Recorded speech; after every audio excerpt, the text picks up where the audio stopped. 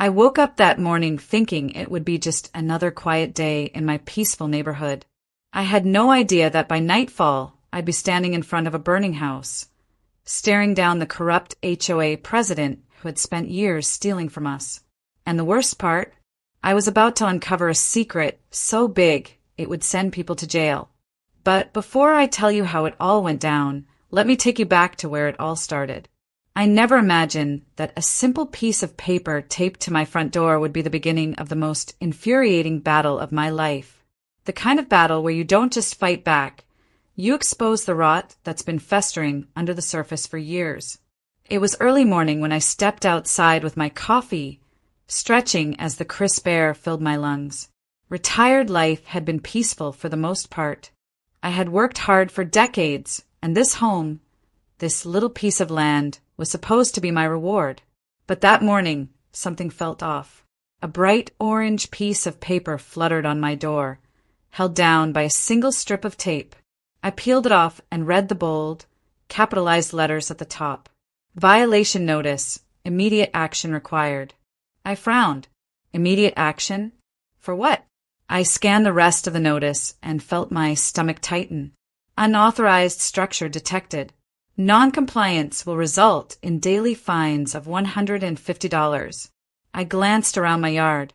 Everything was the same as it had been for years. The same white picket fence.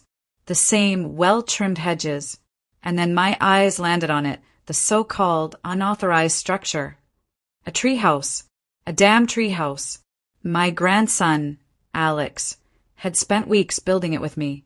It was a bonding project. Something that had brought laughter back into my life after losing my wife 2 years ago. Now, the HOA had the audacity to call it a violation? Something about this smelled rotten, and I was about to find out just how deep the stink went. I didn't have to wait long to find out who was behind this nonsense. The next day, as I sat on my porch reading the morning paper, a sleek, silver luxury car rolled to a stop in front of my house. The driver's door opened, and out stepped the devil herself, Nancy Whitmore, the self-appointed queen of the HOA. Nancy was the kind of woman who treated a homeowners association like her personal kingdom. She was in her mid-50s, always dressed as if she were attending a corporate board meeting, and she had a smile as fake as a $3 bill. "Good morning, James," she said, in that syrupy sweet voice that made my skin crawl. "Nancy," I replied, setting my coffee down. "What can I do for you?" She made a show of looking around my yard before fixing her gaze on the treehouse. "I assume you've seen the violation notice. You do understand that unauthorized structures lower property values." I leaned forward in my chair, clasping my hands together. "That treehouse is for my grandson. It's safe, it's well built, and it's on my private property." Her smile didn't waver, but I saw the slight twitch in her jaw. "James, the rules exist for a reason. If we let one homeowner bend them, where do we draw the line?" I tilted my head. "Rules, huh? You mean the same rules that somehow let your friend keep that tacky fountain in her front yard, but suddenly make my treehouse a crime against the neighborhood?" A flicker of annoyance crossed her face, but she recovered quickly. "I suggest you take this seriously, James. Otherwise, the fines will add up quickly." I stood up slowly, my years of military training keeping my posture steady. "And I suggest you take a long, hard look at who you're messing with, Nancy. I don't intimidate easily." She pursed her lips, her grip tightening on her expensive handbag. "We'll see about that," she said before turning sharply on her heel and walking back to her car. That was the moment I knew this wasn't just about a treehouse. Nancy had a personal vendetta, and I was about to make her regret ever starting this fight. Over the next few days, things got worse. The violation notices kept coming. First for the treehouse, then for my mailbox. Apparently it wasn't the approved design. Then my lawn. A lawn I had maintained better than half the neighborhood. I knew I was being targeted. But why? That answer came from an unlikely source, my neighbor, Tom Jenkins. Tom was an older guy, quiet, mostly kept to himself. But that evening, As I took my trash bins to the curb, he approached me. "James," he said, glancing around as if making sure no one was listening. "You need to know something. The HOA's been having closed-door meetings. No announcements, no invitations to homeowners. Just Nancy and her little council of crooks." My eyes narrowed. "What are they up to?" Tom hesitated. "I don't know everything, but I heard whispers. They're changing the rules, making it easier to fine certain homeowners. Ones who, let's just say, they don't like." I clenched my fists. "And let me guess, I'm on that list?" He nodded. "You're at the top." That was all I needed to hear. I started digging. With the help of a few neighbors who were just as fed up as I was, I got my hands on some old HOA records. And what I found made my blood boil. Nancy and her inner circle had been issuing fake fines for years. Homeowners would get slapped with a violation, and instead of the money going to community improvements, it was disappearing. And then I saw the name, Whitmore Property Solutions. Nancy's name. She had set up a company under her own name and had been funneling thousands of dollars into it, all under the guise of HOA maintenance fees. I had all the proof I needed. Now, I just needed the right moment to strike. I didn't have to wait long.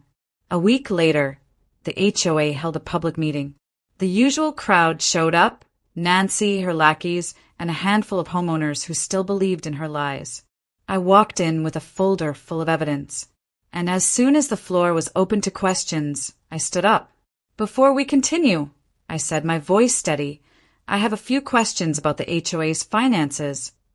Nancy's smile faltered. "This isn't the time or place, James." I smirked. "Oh, I think it is." I walked to the front of the room and held up the documents. "Can you explain why thousands of dollars in HOA fines have been deposited into a private company account? A company owned by you." A hush fell over the room. Nancy's face turned pale. That's absurd." I held up another paper. "Then maybe you can explain why the Community Maintenance Fund, which is supposed to have over $100,000 in it, is now empty." The room erupted. Homeowners started shouting. Questions flew from every direction. And for the first time, Nancy had no answers. She had spent years bullying people, stealing from them, threatening them into silence. But now, the entire neighborhood was watching. And she knew this was the beginning of her downfall. Just when I thought Nancy and her goons couldn't stoop any lower, they proved me wrong. The very next morning, I woke up to find a frantic knock at my door. When I opened it, I found Eleanor Price, an 82-year-old widow who had lived in this neighborhood for over 40 years. She was trembling, holding a letter in her wrinkled hands. "James, they're trying to take my house," she choked out. I took the letter and scanned it. Immediate eviction notice. Violation. Failure to maintain property to HOA standards. Eleanor's crime. The paint on her window shutters had faded slightly. That was it. I clenched my fists as I read further. The letter claimed that, due to multiple unresolved violations, the HOA had the legal right to place a lien on her home. If she didn't pay an outrageous sum, money she didn't have, her house would be seized and auctioned off. I gritted my teeth. "When did you get this?" "This morning," Eleanor whispered. "James, I don't have anywhere else to go." I knew what this was. It was another one of Nancy's schemes. They weren't just harassing homeowners. They were targeting people they thought were too weak to fight back. But she had miscalculated. I wasn't going to let this slide. I started digging deeper. That afternoon, I met with another neighbor, Rick, a retired police officer who had been in the neighborhood even longer than I had. He had been keeping tabs on the HOA's actions for months, and what he showed me made my blood boil. "They're filing fake complaints," Rick said, laying a thick stack of documents on the table. "They're making it look like homeowners are constantly violating rules, so when they move to evict someone, they can claim they've warned them multiple times." I flipped through the papers. Complaint after complaint, some dated years before I had even moved in, had been marked against multiple homeowners, most of them elderly. most of them widowed or living alone. A pattern emerged. "They're picking off people one by one," I muttered. "Finding them, harassing them, and when they can't pay, they force them to sell their homes below market value." Rick nodded grimly. "And guess who's buying up the properties?" I didn't need to guess. Nancy. She wasn't just stealing money. She was orchestrating a hostile takeover of the entire neighborhood. "She thinks she can get away with this," I said, my voice low and dangerous. "She thinks nobody's watching." Rick smirked. "Well, she's dead wrong." It was time to fight back. Before I could take my next step, disaster struck. It was just past midnight when my phone rang. I groggily picked it up, but the moment I heard the voice on the other end, I was wide awake. "James, it's Tom. Get outside. Now." I threw on a jacket and rushed to my front yard. Flames. A house just 3 doors down was on fire. Not just a small fire, an inferno. Thick, black smoke billowed into the sky, and the glow of the flames painted the street an eerie orange. Tom was already there, standing next to Rick, who had a grim expression on his face. "That's Mark's house," Rick muttered. "The guy who spoke up at the HOA meeting last week." Mark was one of the few neighbors who had openly defied Nancy, and now his house was burning to the ground. Coincidence? Not a chance. The fire department arrived quickly, but by the time they put out the flames, the damage was catastrophic. Mark stood in his yard, staring at the remains of his home with tears in his eyes. I approached him. "Mark, what happened?" He shook his head. "I don't know. I wasn't home, but my security cameras caught something." He pulled out his phone and played the footage. 2 figures in dark clothing. Gasoline cans. A flick of a lighter. Rick swore under his breath. "That's arson." And I knew exactly who was behind it. Nancy had just escalated this fight to a whole new level. But she wasn't the only one who could play dirty. By now, it was crystal clear. This wasn't just corruption. This was organized crime. Nancy was running this HOA like a mafia boss. Fake fines, intimidation, forced evictions, arson, and now I had proof. But there was one more piece of the puzzle I needed to expose. The HOA's contractor scam. Rick helped me reach out to a local contractor, a guy named Luis who had worked in the neighborhood for years. He was hesitant at first, afraid of retaliation. But once he realized we were taking down Nancy, he spilled everything. "The HOA forces homeowners to use their approved vendors," Luis explained. "They say it's for quality control, but it's all a scam. The vendors overcharge for basic repairs, and guess where the extra money goes?" I didn't even need to ask. Nancy and her cronies had turned the HOA into their own personal ATM. "You think you could testify to this?" I asked Luis. He hesitated. "If you can guarantee my safety, yeah. I'll do it." I clasped his hand firmly. "Then it's time to take this to the next level." With everything we had gathered, I knew we were close to blowing this whole operation wide open. But there was still one thing nagging at me. How had Nancy gotten away with this for so long? That answer came from the most unexpected source. Old Mrs. Carter, the quietest and kindest woman in the neighborhood. She knocked on my door late one evening, her frail hands clutching a thick binder.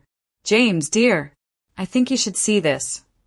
I invited her in, and she laid the binder on my kitchen table. It was full of documents dating back over 20 years. HOA records, financial statements, even meeting minutes. "I've been keeping track," she said, "ever since my late husband told me something wasn't right. He used to be on the HOA board, before Nancy took over." I flipped through the pages and my jaw tightened. Nancy hadn't just been corrupt. She had been systematically removing good people from the board, replacing them with puppets who would do her bidding. The scam had been running for decades. Mrs. Carter's eyes filled with tears. "James, I'm old. I don't have much fight left in me, but I can't let her keep doing this." I placed a hand over hers. "You don't have to fight, Mrs. Carter. That's what we're here for." Because now I had everything I needed. Nancy had ruled with fear. She had stolen, lied, threatened, and even burned down a man's home. But now, the entire neighborhood was ready to fight back. And when we were done, Nancy and her little HOA empire were going to crumble. Just when I thought we had everything in place, something happened that changed the game entirely. A knock on my door late one evening sent a chill down my spine. When I opened it, I wasn't surprised to see Rick standing there, but I was very surprised by the man standing next to him, Sheriff Martinez. "James," the sheriff said, nodding at me, his expression unreadable. "Mind if we come in?" I stepped aside, heart pounding. Was this it? Was Nancy trying to pull some legal stunt, sending law enforcement to intimidate me? But then the sheriff pulled out a thick manila folder and set it on my kitchen table. "You've been stirring up a lot of noise about the HOA," he said, "and I think you should see this." I hesitated before opening the folder. Inside were dozens of complaints, filed over the years by homeowners, all detailing the exact same things I'd been fighting. Fraud, intimidation, retaliation, even threats. My eyes darted up to the sheriff, and he sighed. Most of these complaints were never properly investigated. Some were lost. Others were closed without explanation. Why? I demanded. Rick crossed his arms. "Because Nancy's been greasing the right palms." The sheriff nodded. "I can't confirm that, but I can tell you this. My predecessor was way too cozy with the HOA. But I'm not him." I sat back, letting the information sink in. The corruption wasn't just in the HOA. It had reached beyond it. "So what now?" I asked. The sheriff leaned in. "You've got proof. More than anyone else ever has. And now you've got me watching too. But we need a breaking point. Something undeniable." I clenched my jaw. "Then we're going to give you one." I didn't have to wait long for that opportunity. 3 nights later, I was sitting on my porch when I heard a faint buzzing sound. At first, I thought it was a mosquito. Then I saw it, a small drone, hovering just above my yard. I stood up slowly, watching as it tilted, its camera lens pointing directly at my house. "Son of a," I muttered, grabbing my phone and snapping a picture. The drone zipped away, but it was too late. I immediately called Rick, who had already been suspicious that the HOA had been monitoring homeowners illegally. He showed up within minutes, bringing along another neighbor, Luis, who had a background in tech. Luis took one look at the picture and let out a low whistle. "That's a high-end surveillance drone. Someone's watching you." Rick didn't hesitate. "Let's find out who." The next morning, we followed the drone signal to a small office building just outside the neighborhood. And guess whose name was on the lease? Whitmore Property Solutions. Nancy had been using HOA money to pay for illegal surveillance on homeowners. Rick chuckled darkly. "You wanted undeniable proof, James? You just got it." With the evidence stacking up, I thought we had all the allies we needed. But I was wrong. That night, as I sat reviewing documents, my phone buzzed with a text from an unknown number. "Watch your back. Not everyone on your side is really on your side." A cold chill crept down my spine. I glanced at the stack of papers in front of me. If Nancy had someone feeding her information from inside our group. I stood up abruptly. There was only one way to find out. The next day, I arranged a fake meeting, just a casual strategy session at the local diner. I purposely fed false information about our next move, telling the group we'd be filing a lawsuit against the HOA the following week. Less than 3 hours later, Nancy had filed a counter lawsuit. I had my rat, and it was someone I never expected. Tom Jenkins, the same Tom who had first warned me about the HOA's secret meetings. The same man who had acted like he was on my side. He had been playing both sides the entire time. I confronted him that evening. "How long have you been feeding Nancy information?" I demanded. Tom had the audacity to smirk. "Long enough." I clenched my fists. And for what? A few favors? A lower HOA bill. His smirk faltered. "You don't understand, James. Nancy, she's connected. You can't win against her. I stepped forward, my voice low and firm. Watch me. With Nancy's circle tightening, she started playing dirtier. The next day, I received a cease and desist letter from the HOA's legal team. It was full of legal jargon, threatening me with lawsuits, fines, even criminal charges if I didn't back off. But there was just one problem. I knew the law better than they did. I had my lawyer review the letter. After a few minutes of reading, she burst out laughing. This lawyer, Robert Taylor? He's not even licensed. I blinked. What? She slid her laptop over. Look for yourself. His law license was revoked 5 years ago. He's been operating illegally this whole time. I grabbed the letter and smirked. Nancy just made her biggest mistake yet.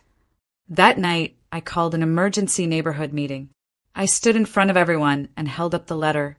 Folks, I said, we've been threatened, bullied, fined, and harassed. But let me tell you something.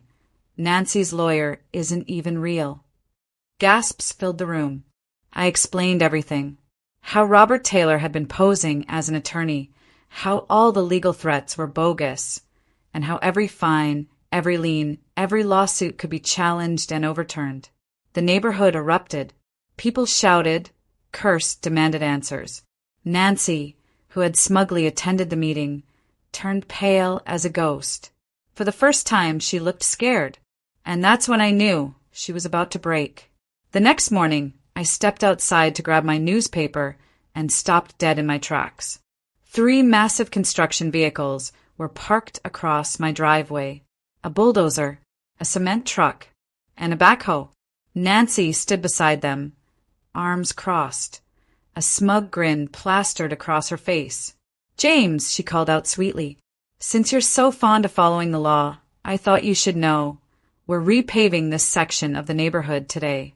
Looks like your driveway will be out of service for a while. I felt my blood boil. This was pure retaliation. She had lost control of the HOA, lost the neighborhood support, and now she was throwing a childish tantrum, using community funds to literally block me in. I pulled out my phone. Hope you don't mind, Nancy. I'm recording this. Oh, and Sheriff Martinez is already on his way. The color drained from her face.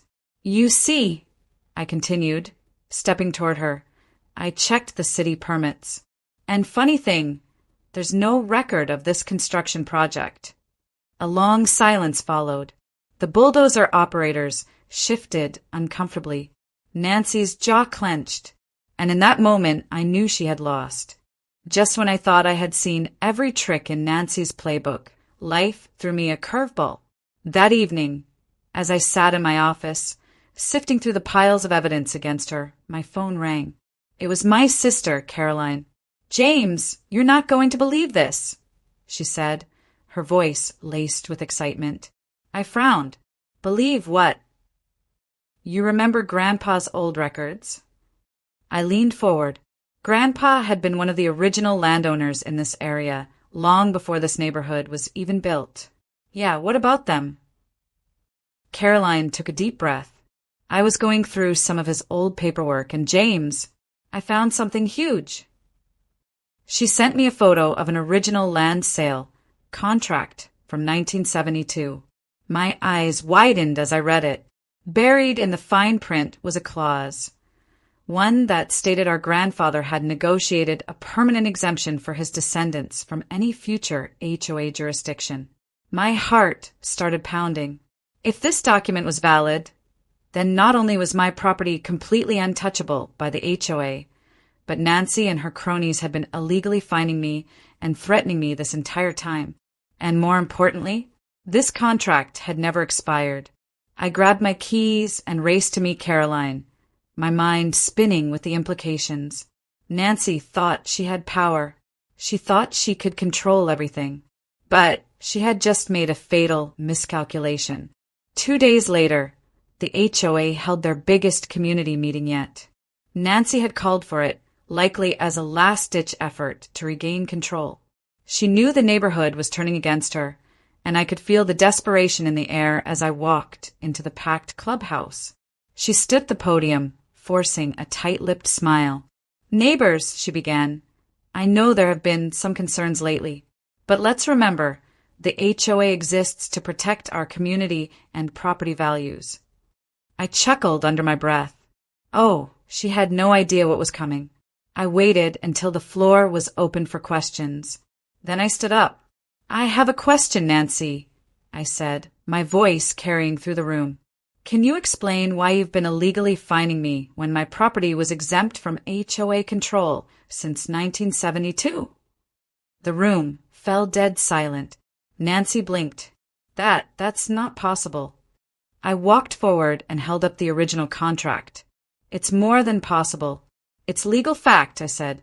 "My property and a few others were never under HOA jurisdiction to begin with. Every fine you've issued against me, fraud. Every threat you made, illegal. And now I have the proof." Nancy's face turned ghost white. Gasps and murmurs rippled through the crowd. Then Eleanor, the elderly widow Nancy had tried to evict, stood up. "And what about all the other homes you've targeted? The ones you tried to steal out from under us?" Nancy's hands gripped the podium as she tried to compose herself. "This is ridiculous. These are just baseless accusations." Rick, my ex-cop neighbor, stood up next, then explained the missing $300,000 from the HOA account. Nancy visibly swallowed. Then, to make things worse for her, Sheriff Martinez stepped forward from the back of the room. "Actually, I'd like to hear that explanation too," he said, crossing his arms. Nancy froze. The walls were closing in. She had no way out. For the first time in her reign, Nancy was completely speechless. Her lawyer, Robert Taylor, the same one who had been posing as a legitimate attorney, looked just as panicked. I leaned in, lowering my voice just enough for the microphone to catch it. "You really should have done your research before you messed with me, Nancy." Sheriff Martinez stepped forward. "Nancy Whitmore and Robert Taylor, you're both under arrest for fraud, embezzlement, and conspiracy to commit real estate theft." Gasps erupted in the room. Nancy's mouth fell open. You can't do this!" she shrieked as two deputies stepped forward and grabbed her arms. Robert tried to make a run for it. Bad move. Rick tackled him before he could even reach the door. The entire room cheered. For years, Nancy had bullied this community. She had stolen, lied, threatened, and manipulated. And now, she was being dragged out in handcuffs. It was over. With Nancy and Robert out of the picture, the neighborhood wasted no time taking back control. Within a week, the entire HOA board was dissolved. The community voted unanimously to replace it with a resident-run association that actually cared about fairness. We went through every fine, every violation, every unjust rule, wiping out thousands of dollars in bogus fees. Homeowners got their money back. People who had been bullied into selling their homes, we helped them take legal action to reclaim what was stolen.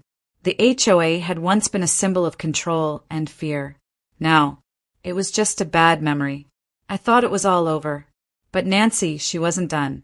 A few days after her arrest, I got a text from an unknown number. "You may have won the battle, but you'll regret ever crossing me." I frowned. What could she possibly do now? She was sitting in jail. She had no power left. Then I heard it. A crash. I bolted outside to find my garden completely destroyed. Tomato plants ripped from the ground. My grandson's treehouse hacked to pieces.